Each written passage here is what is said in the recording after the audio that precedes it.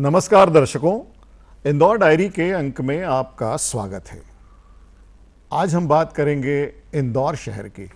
इंदौर जहां पर सामाजिक क्षेत्र में काम करने वाले लोग बहुत सारे हैं, बहुत सामाजिक व्यक्तित्व रखने वाले लोग हैं, धार्मिक व्यक्तित्व वाले लोग हैं, और ऐसी ही एक शख्सियत हमारे बीच मौजूद हैं, राजेश उदावत जी। नमस्कार राजेश जी, स्टूडियो में आपका स्वागत है। धन्यवाद। नमस्कार। पार्षद भी हैं आप, लोगों की समस्याओं का भी निराकरण करते हैं, समाज से भी जुड़े हुए हैं। तो ये इसकी शुरुआत किस तरह हुई है? देखिए, मुझे बाल्यकाल से मैं समाज सेवा के विभिन्न आयाम होते हैं, जैसे जी। खेल कूद की गतिविधियों के माध्यम से मैं जुड़ा। राष्ट्रीय स्वयं सेवक संघ की शाखाओं में हम जाते थे। वहाँ खेल खेल में हम पता नहीं चला कि कब सामाजिक कार्यों में लग गए जी। और हमारे पूर्वी क्षेत्र की जो सांस्कृतिक मंडल थे, कार्यक्रम गणेशोत्सव के, नवरात्रि के, पहले उस समय रामलीलाएँ भी होती थी जी। तो ऐसे अनेक आयोजनों में हम सहभागी होते गए और धीरे धीरे स्कूल कॉलेज में आगे बढ़ने के साथ साथ स्कूल में बढ़े तो हाई स्कूल में जैसे आए तो हाई स्कूल के सांस्कृतिक गतिविधियों में, स्कूल की गतिविधियों में भाग लेते थे। फिर कॉलेज में आए, हायर सेकेंडरी में आए तो हायर सेकेंडरी में आने के बाद छात्र आंदोलन से जुड़ गए, अखिल भारतीय विद्यार्थी परिषद से। फिर उसके बाद कॉलेज में आके आए तो फिर सक्रिय राजनीति में भी आके जुड़ गए। जी जी। तो सांस्कृतिक और राजनीतिक दोनों गतिविधियों से स्कूल, कॉलेज और अलग अलग स्तर पर जुड़ते गए। और उसके बाद मैं लगभग 17-18 साल की आयु होगी मेरी, उस समय मैं युवा मोर्चे का पहली बार नगर मंत्री बना। अच्छा। सबसे कम आयु का नगर मंत्री भी रहा मैं जी। तो बचपन से लेकर स्कूल कॉलेज तक छोटे छोटे कार्यक्रमों में भाग लेते लेते आज एक समाज सेवा के विभिन्न आयामों से जुड़ने का सौभाग्य मुझे प्राप्त हुआ। जी, मतलब कि ये कह सकते हैं कि बाल्यकाल से ही समाज सेवा के प्रति आप प्रेरित रहे हैं। निश्चित रूप से राष्ट्रीय स्वयंसेवक संघ की शाखा में जाने के बाद जी। मुझे, मतलब मैं ये नहीं कह सकता कि मेरा कोई उद्देश्य था, लेकिन वो खेल खेल में हम जुड़ते गए और आगे इस सांस्कृतिक सामाजिक गतिविधियों में जुड़ते चले गए और अनेक कार्यक्रमों में, अनेक आयोजनों में मुख्य भूमिका भी निभाई, सबके साथ सहभागिता भी की जी। और धार्मिक आयोजनों में भी जुड़ते गए। तो जैसा आप बता रहे थे कि छात्र जीवन में भी आप काफ़ी सक्रिय रहे हैं और छात्र राजनीति में भी आपने भाग लिया है। तो किस तरह के क्या जीवन बीता है आपका? छात्र जीवन जो रहा है, किस तरह के कार्य या छात्रों की उन्नति के कुछ कार्य किए हैं आपने? देखिए, छात्र जीवन में कॉलेज में, जब गुजराती कॉलेज में मैं था तो अखिल भारतीय विद्यार्थी परिषद से जुड़ा। गुजराती कौन सा? Gujarati science college. अच्छा। फिर उसके बाद आर्ट्स एंड कॉमर्स का जो लॉ कॉलेज है उसमें भी लॉ के स्टूडेंट के रूप में छात्रों के लिए संघर्ष करते रहे। हमारी विचारधारा जो है वो उस समय, चूँकि कांग्रेस शासित सरकारें थी, राज्य सरकारें थी, तो अनेक मुद्दों पे आंदोलन करते थे, अनेक मुद्दों पे उस समय हम धरना भी देते थे। छात्र हित से जुड़े मुद्दों पर? बिल्कुल, छात्र हित से जुड़े मुद्दों पर। तो जेल भी गए, आंदोलन भी किया, रेल में भी गए, दिल्ली भी जाते थे, भोपाल भी जाते थे, प्रदर्शनों में भाग लेते थे। तो छात्र जीवन में छात्र हितों के लिए विद्यार्थी परिषद के माध्यम से कई कार्यक्रमों में सहभागिता की। अच्छा, ये पारिवारिक पृष्ठभूमि क्या रही? परिवार से इसमें आपको सपोर्ट मिलता रहा होगा? देखिए, पारिवारिक पृष्ठभूमि तो मेरी किसी प्रकार की राजनीतिक नहीं थी। हाँ। मेरे पिताजी जो थे वो शासकीय सेवा में थे और मेरे दादाजी भी जो थे वो टीचर थे जी। तो परिवार में नौकरी का कल्चर था और शुरू से मैंने भी कोशिश की प्रशासनिक सेवा से जुड़ने का सोचा था, लेकिन जी। इस प्रकार राजनीतिक और सामाजिक गतिविधि में जुड़ने के बाद फिर उसमें जाने का विचार छोड़कर ये पूर्ण रूप से सामाजिक और राजनीतिक गतिविधियों में शामिल हो गया और पूर्ण रूप से फिर इसी में सक्रिय हो गया। अच्छा, मतलब आपने स्टूडेंट लाइफ के बाद करियर के रूप में सेवा को ही चुना और सामाजिक कार्यों की ओर आप अग्रसर रहे। तो आप शायद आईडीए में भी रहे हैं, शहर के विकास के लिए भी आपने कुछ योजनाएं बनाई होगी। देखिए 2013 से 16 के बीच में मैं इंदौर विकास प्राधिकरण के डायरेक्टर के रूप में नामित हुआ। अच्छा। और उस समय हमने बहुत से आदरणीय शंकर लालवानी जी समय हमारे अध्यक्ष थे और उनके नेतृत्व में हमने शहर के बहुत सारे विकास के काम किए। सुपर कॉरिडोर का काम उसी समय हमने किया। अच्छा। LIG लिंक रोड एक महत्वपूर्ण लिंक रोड थी हमारी विधानसभा क्षेत्र 5 के अंतर्गत, उसको हमने शुरू कराया। फिर इंटरनेशनल स्विमिंग पूल की जो स्थापना है वो भी मेरे प्रस्ताव पर हुई। फिर एक इंदौर शहर में कोई एक ऐसा स्थान नहीं था जहाँ पे हम शहीदों को याद कर सके और उनकी स्मृति में कोई कार्यक्रम कर सके। तो हमारी विधानसभा से लगा हुआ वेलोसिटी क्षेत्र है, उसके पास हमने एक शहीद पार्क का निर्माण किया। अच्छा। जो आज एक अच्छा आकार ले चुका है। तो इंदौर विकास प्राधिकरण के माध्यम से बहुत सारे विकास के कार्य हमने इंदौर शहर में किए और विधानसभा 5 में भी किए। तो अभी वर्तमान में आप क्या कर रहे हैं? मैं वर्तमान में विधानसभा 5 के वार्ड क्रमांक 49 से तिलक नगर क्षेत्र से पार्षद हूँ जी। और हमारे महापौर पुष्यमित्र भार्गव जी की जो महापौर परिषद है उसका मैं सदस्य हूँ। और मेरे पास कॉलोनी सेल IT विभाग जैसे महत्वपूर्ण बिल्डिंग परमिशन जैसे महत्वपूर्ण विभाग है जी। इंदौर शहर का सबसे महत्वपूर्ण जो काम है रेवेन्यू और अन्य चीज़ों को हम एक क्लिक पर इंदौर शहर की जनता के लिए एक पोर्टल तैयार कर रहे हैं। उस पोर्टल के माध्यम से एक क्लिक पर इंदौर शहर के नागरिक अपने हाउस टैक्स के साथ साथ इंदौर शहर और नगर निगम से जुड़ी हुई गतिविधियों के बारे में जानकारी प्राप्त कर पाएंगे। इंदौर नगर निगम को हम चूँकि हर क्षेत्र में नंबर 1 है, तो आने वाले समय में भी हम महापौर पुष्यमित्र भार्गव जी के नेतृत्व में इंदौर शहर को IT के क्षेत्र में भी नंबर 1 बनाने जा रहे हैं। इंदौर शहर के अंतर्गत IT के बहुत सारे सॉल्यूशन हम लेके आ रहे हैं कि इंदौर शहर के नागरिकों को उनकी समस्याओं के लिए दफ्तरों के चक्कर न लगाना पड़े और उनकी चाहे प्रॉपर्टी टैक्स जमा करना हो, कचरे का टैक्स जमा करना हो या अन्य किसी प्रकार की कोई भी समस्या हो, ड्रेनेज से जुड़ी समस्या है, पानी से जुड़ी समस्या है, वो एक क्लिक पर अपनी समस्या अधिकारियों तक पहुंचा सकेंगे। ये तो बहुत अच्छा प्रयास है और अच्छा कार्य कर रहे हैं। इस संदर्भ में ये जानना चाहूँगा कि जैसा आप बता रहे थे कि किसी पोर्टल के माध्यम से आप एक क्लिक पर अपनी संपत्ति या पानी या जल का जो है उसकी जानकारी ले सकते हैं और पेमेंट भी कर सकते हैं। तो इसमें क्या हम अपना मोबाइल नंबर या नाम के आधार पर प्रॉपर्टी सर्च कर सकते हैं? इसमें आप आपके नाम के आधार पे, कॉलोनी के और मकान नंबर के आधार पे, आपके मोबाइल नंबर के आधार पे, जिस सरनेम या फर्स्ट लेटर से जो भी आपका है उसके आधार पे आप सारी चीज़ें सर्च कर सकते हैं। यानी आपके नाम पे कोई प्रॉपर्टी इंदौर शहर के अलग अलग स्थानों पे है, तो जैसे आप आपका नाम डालेंगे तो आपके नाम पे इंदौर शहर की जितनी प्रॉपर्टी है वो सब एक क्लिक पर आपको दिखेगी जी। साथ ही साथ अभी हमारे महापौर पुष्यमित्र भार्गव जी ने एक नवाचार किया था जिसमें अभी प्रॉपर्टी टैक्स की ID अलग होती है जी, वाटर टैक्स की ID अलग होती है और गार्बेज की ID अलग है। तो इन सभी चीज़ों को एक सिंगल क्लिक पे सिंगल ID की 1 सिटी 1 ID और 1 टैक्स, तो ये प्रयास हम कर रहे हैं। वो रात को, जिसे कल लोक अदालत है जी, और आज रात को 12 बजे वो सारी जो छूट मिलने वाली है, मेरे व्यक्तिगत खाते में कितनी छूट मिलने वाली है वो अपडेट हो जाएगी। अच्छा। और वो हमको दिखने लगेगी हमारे उस पे पोर्टल पे कि हमको हमारे प्रॉपर्टी टैक्स पे कितनी छूट मिलेगी, कितना हमारा टैक्स बन रहा था और जो डिस्काउंट हुआ है उस डिस्काउंट के बाद हमको कितना टैक्स पे करना है। कई बार ऐसा भी होता है कि हम देखते हैं कि वो प्रॉपर्टी सर्च ही नहीं हो पाती नाम या मोबाइल नंबर से।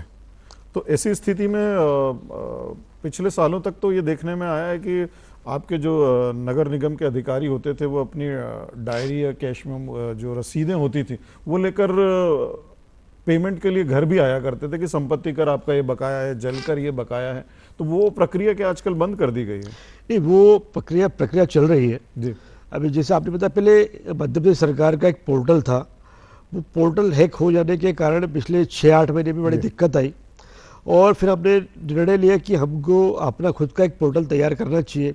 हमने महापौर जी से निवेदन किया कि हमको मध्य प्रदेश सरकार के पोर्टल से बाहर आना है, और उसके लिए हमको शासन की अनुमति की आवश्यकता थी।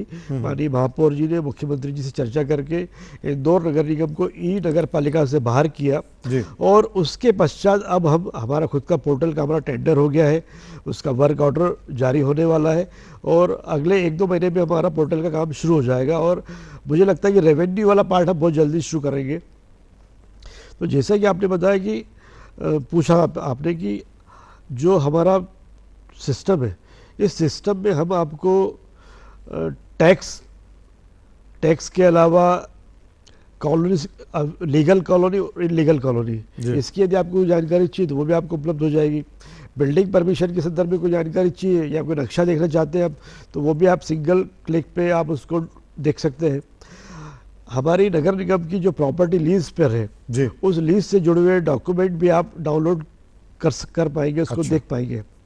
तो नगर निगम के जितने महत्वपूर्ण विभाग हैं, उन सभी महत्वपूर्ण विभागों का सामंजस्य के साथ हम हमारा नया स्वरूप पोर्टल के रूप में लेके आ रहे हैं। आप निगम आईटी सेल के भी प्रभारी हैं, और जैसा कि आप बता रहे हैं पोर्टल या साइट का जिसके माध्यम से हम सारी चीज़ें देख सकते हैं, तो हमारे वो दर्शक जिनकी इंदौर में प्रॉपर्टी है, वो अगर ये जानना चाहें तो किस साइट पर जाएं, या कोई ऐप है, थोड़ा सा हमारे दर्शकों को बताएंगे ताकि वो इसको सर्च करके लाभ उठा सकें? ये सिंपल सा, जैसे अभी 311 ऐप को आप देखे होंगे। 311 ऐप पे अगर आप मोबाइल ऐप, हाँ जी, मोबाइल ऐप, 311, तो इसी प्रकार नगर निगम की वेबसाइट का एक आपको लिंक मिलेगा। उस लिंक को आप क्लिक करेंगे तो नगर निगम का पोर्टल जो वेबसाइट पे हमारे, वो जिस आप रेवेन्यू देखना चाहते हैं तो रेवेन्यू को क्लिक कीजिए। तो हमें मोबाइल ऐप पहले डाउनलोड करना पड़ेगा? नहीं, मोबाइल, ये जो वेबसाइट है इसको आप मोबाइल पे भी देख सकते हैं जी, लैपटॉप पे भी देख सकते हैं, कंप्यूटर पे देखना चाहते हैं उसमें भी देख। आप उसका एड्रेस थोड़ा सा मैं जानना चाह रहा था। उसका दर्शकों एड्रेस के में लिए। अभी जी जी, प्रोसेस में है, जैसे ही तैयार होगा, सब चीज़ें तैयार होगी, वह पब्लिक में उसको पब्लिक पब्लिश डोमेन में करेंगे। आ जाएगी। मतलब ये अभी चल रहा है जो आप बता रहे थे हमें, अभी अंडर प्रोसेस में। ये प्रक्रिया जारी है। चलिए, बहुत अच्छी बात है कि आप हमारे इंदौर वासियों को ये नई सुविधा देने जा रहे हैं। ये चूंकि आप आईटी सेल के भी प्रभारी हैं, और आप वार्ड आपका जो है उस वार्ड में तकनीक को लेकर या वहाँ के रहवासियों के लिए कोई विशेष प्रयास आप कर रहे हो अपने वार्ड को सजाने संवारने के लिए? देखिए, अभी हमने हमारे वार्ड के रहवासियों के लिए एक प्लेटफॉर्म तैयार किया व्हाट्सएप के ऊपर, जी जिसमें वो अपनी समस्याओं को लेकर अपनी बात रख सकते हैं, जी, और पब्लिक की समस्याओं को हम हमारे अधिकारियों तक पहुंचाने का काम करते हैं। तो एक तो 311 ऐप जो हमारा है वो नगर निगम का ऑथोराइज्ड ऐप है, जिसमें हम इंदौर शहर के 85 वार्डों के किसी भी समस्या को लेकर उस पर हम अपलोड कर लेते हैं। लेकिन अगर मैं मेरे वार्ड की बात करूं, साथ ही साथ हम पूरे इंदौर शहर के 85 वार्ड जो हमारे 85 वार्ड है, उन 85 वार्डों का हम एक पूरा डिजिटलाइजेशन कर रहे हैं कि एक वार्ड के अंदर कितनी किलोमीटर नर्मदा की लाइन बिछी हुई है, कितने किलोमीटर ड्रेनेज की लाइन बिछी हुई है, कितने बगीचे हैं, ये सारा एक सिंगल क्लिक पर उस वार्ड के बारे में जानकारी आप देखना चाहेंगे तो वो उपलब्ध हो जाएगी। इसको भी हमने मेरे खुद के वार्ड से इसका एक शुरुआत कर रहे हैं, जिसके अंतर्गत स्ट्रीट लाइट के कितने पोल लगे हुए हैं, बगीचे कितने हैं, पेड़ों का हमने नगर निगम के द्वारा जियो टैगिंग किया गया है, उसकी पूरी संख्या उसमें उपलब्ध रहेगी। ड्रेनेज लाइन के जो चैम्बर है, उनके चैम्बरों को जियो टैगिंग नगर निगम के द्वारा किया गया, उसकी पूरी जानकारी उपलब्ध रहेगी। प्रॉपर्टी टैक्स क्या, कितने हाउस होल्डर हैं जो प्रॉपर्टी टैक्स पे करते हैं, वाटर टैक्स के कितने हमारे अकाउंट्स हैं, ये सारी चीज़ें एक हम पूरे इंदौर शहर के 85 वार्डों के लिए तैयार कर रहे हैं। अच्छा, मतलब हर वार्ड का एक अलग ग्रुप बनाएंगे उसमें? ये ग्रुप तो मैंने अपने व्यक्तिगत अपने वार्ड 49 के लिए बनाया है, लेकिन ये जो एक वार्ड के अंतर्गत आने वाली जो चीज़ें हैं, जी जी, पब्लिक प्रॉपर्टीज़ जी। है वो हर वार्ड की अलग अलग तैयार कर रहे हैं, जिसको एक ये कहना चाहेंगे कि यदि कोई वार्ड का नागरिक देखना चाहेगा कि उसके वार्ड में कितने पेड़ लगे हुए हैं, कितने ड्रेनेज के चैम्बर है, कितने स्ट्रीट लाइट के पोल है, कितने बगीचे हैं, ये सारी जानकारी उसको उसके वार्ड नंबर के साथ इंडिविजुअल वो देख सकता है। इसके लिए क्या कोई आपने वार्ड में रहवासी संघ बनाने की भी कोई पहल की है, या उसके माध्यम से समस्याएं आप तक पहुंचे या सुलझे, ऐसा कुछ प्रयास? देखिए मेरे वार्ड में भी और लगभग सभी वार्डों में रहवासी संघ कार्यरत है, नगर निगम के द्वारा भी रजिस्टर्ड किए गए रहवासी संघ है और संस्थाओं के भी अपने रहवासी संघ है।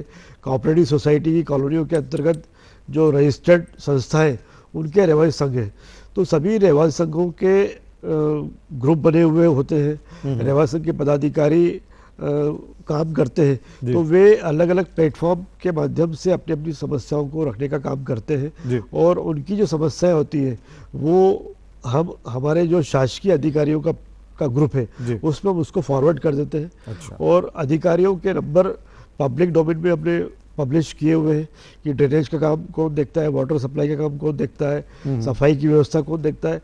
तो पब्लिक को कहीं भी कोई दिक्कत परेशानी आती है तो वो सीधे हमसे भी संपर्क करती है और हमारे अधिकारियों से संपर्क करती है। जी।